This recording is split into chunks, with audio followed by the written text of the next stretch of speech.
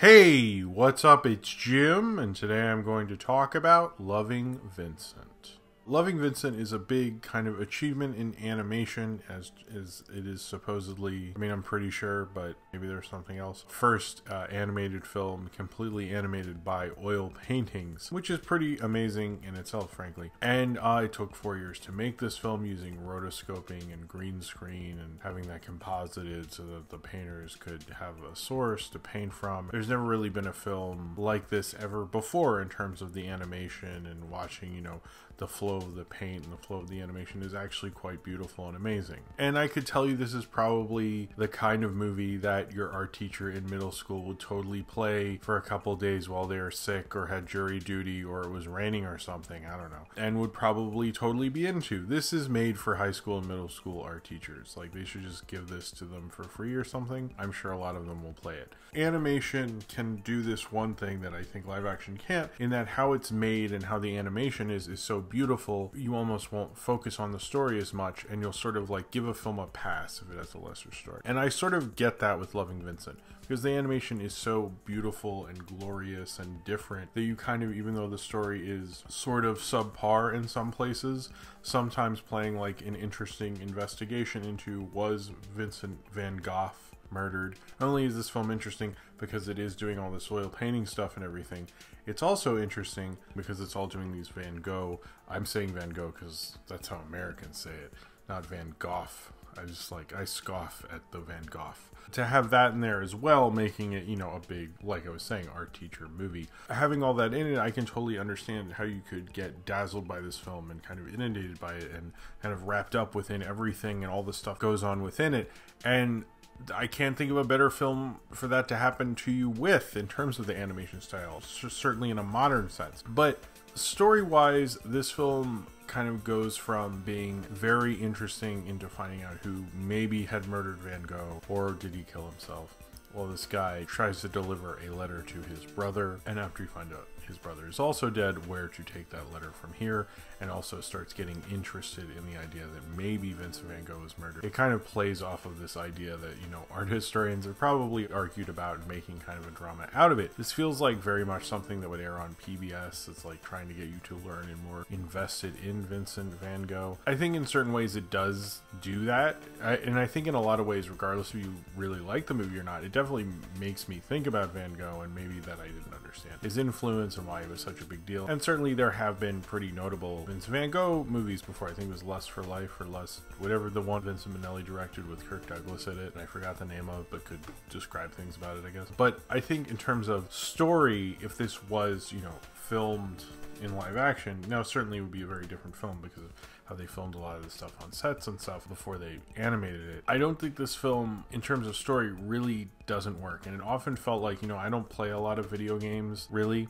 and so maybe I shouldn't make this reference, but it felt this way to me, is that oftentimes when they'd have these actors doing the, you know, monologuing in almost a Citizen Kane type fashion about Vincent van Gogh and everything he had done and all this stuff, while this guy who's trying to do the letter is finding out about him, and those parts were amazing. That's like sort of playing the game. Like, those parts are what I was into. But anytime it was like anything to do with this guy, and it wasn't like, you know, showing cool animation or scenery or something to like show off, that was awesome. But anytime it was like mainly about his character, it felt like a cutscene that I just did not need. It felt like the parts in Grand Theft Auto Vice City, because I play a lot of video games clearly, that I totally would try to skip over because I was bored with that shit and wanted to drive around and run over people. And I think everything within Loving Vincent that works so well is you have some amazing actors, from Saoirse Ronan to surprisingly Chris O'Dowd, who does a really pretty good performance, I think, to even Jerome Flynn, John Sessions, Adian Turner.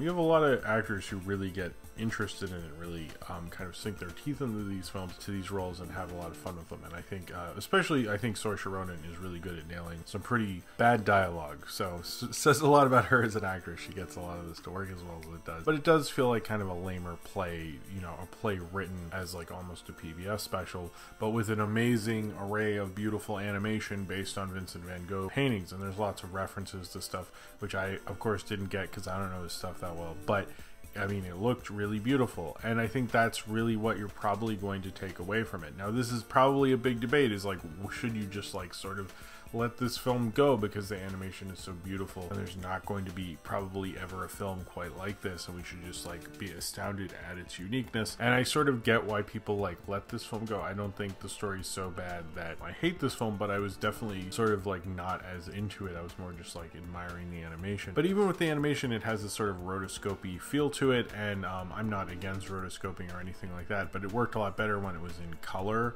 and doing the Vincent van Gogh thing when they do these flashbacks in black and white, which I don't, was that like other Vincent van Gogh, or was it just like crappy black and white drawy style? I just didn't get that. Like why would I want that? Like I really didn't understand that. Like it just didn't work at all. It's like anytime that was on, it made me appreciate when the other style came back. I was like, oh, thank God that crap is over. But they kept cutting to it to be like, this is the past, and I'm like, okay, I get it, because the past is in black and white, I guess. I don't, it's like, okay, it's cool, but like you have like this crazy animation style, like I want that. I don't want all this nonsense. And they were just like very committed to, you know, establishing a difference, but it's like, you know, you have this one of a kind animation style. Why not find a different way? Why not find a particular period of Vincent van Gogh's thing? Because the color of this film is really what makes it pop, and taking it away from it only makes me wish that it was there more, and it was just an awful decision on that part. The directors of the film, definitely I would give them credit. I wouldn't give them credit as necessarily storytellers. I would give them credit as stylists. I would give them credit as understanding how to use a style and a painter to make a unique style of animation, and you know, make a film that didn't employ traditional animators. It was 125 painters worked on this film. It took them about 4 years to make it, which is amazing, frankly. I don't think like if they were making another original film and like it's our original movie and it doesn't reference crap, I'd be like, oh, less interested because I didn't see this for you. They're very much relying on this style and the Vincent van Gogh thing, and that's fine. I mean, that's totally why you're seeing it. And I like how each of the characters are actually people that Vincent van Gogh painted.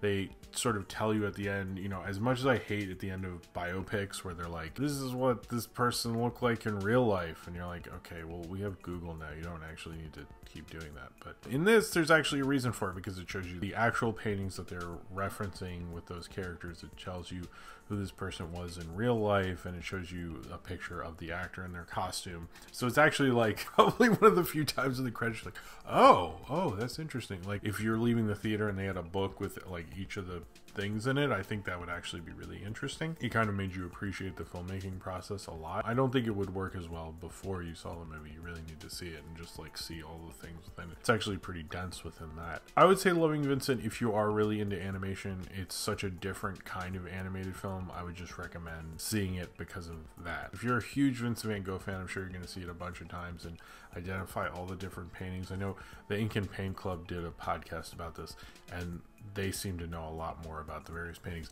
I know like Starry Night and he cut off his ear and stuff. That's about it. I mean, maybe I was not the perfect person. Like, you need someone who's inundated with the source material, but I think this film should maybe try to achieve to be more than that, but it's almost like so within that, with its beautiful animation style, with these beautiful colors, with its uniqueness, that it sort of can kind of get away with being your art teacher's favorite movie, you know, or a high school art teacher's favorite movie. It's like so good at doing that. I'm sure kids will just like watch that and hopefully on a really beautiful screen or something and really get inundated with it. But I don't think the story is what's going to get them into it, because this kid who's going through the film with them, it isn't really compelling enough, and they don't do what they did with the narrator of Citizen Kane, because that guy's like almost not really a character, but sort of is. You kind of are ignoring basically that the guy who's going through and interviewing each of these people, you don't find out his internal struggle or some crap. And it is trying to do kind of Citizen Kane and Rashomon at the same time, a little bit in terms of format of what they're doing, you know, obviously. Kind of made me appreciate Citizen Kane a little bit, because I was like, wow, that was pretty cool that Orson Welles didn't do that. Too bad these people didn't learn that lesson, and probably thought like, well, yeah, but what if he had a backstory? If you're ever watching something older and you're like, hey, what if that person had a backstory? You should say, no, that's what you should say, because that's stupid. Nobody cares.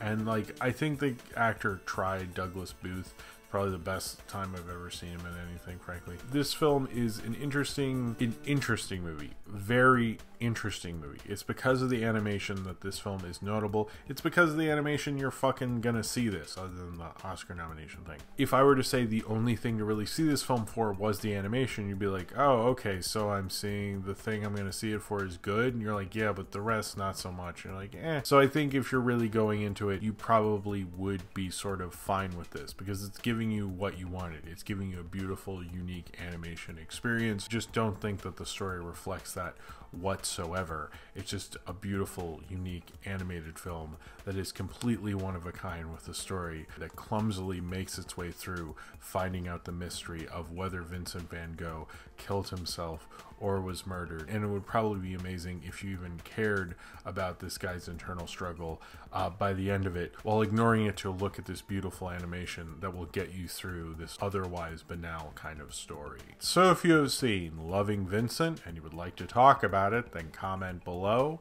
in the comments and subscribe if you would like to.